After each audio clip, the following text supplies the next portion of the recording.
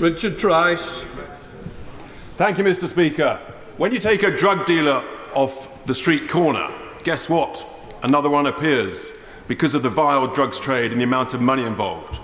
My constituents of Boston and Skegness believe it's exactly the same with trying your policy, Home Secretary, of smashing the gangs.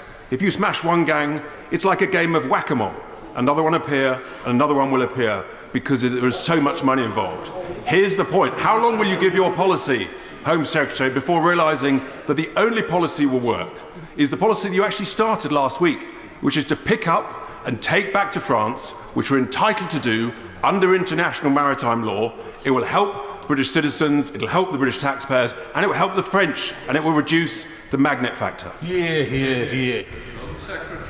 Well, what I would say to the honourable member is that no one should be making these dangerous journeys, and the criminal gangs are making massive profits from organising these boats. I just don't think they should be able to get away with it, and they are at the moment.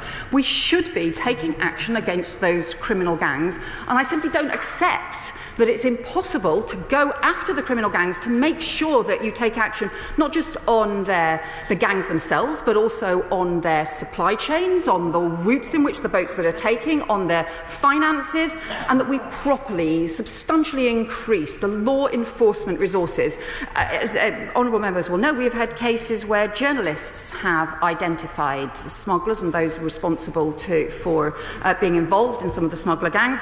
I think that those smuggler gang members should be facing law enforcement. We have to do this. It's essential that we do. This is about properly standing up for the rule of law, as well as making sure that we do everything we can to prevent these dangerous small boats.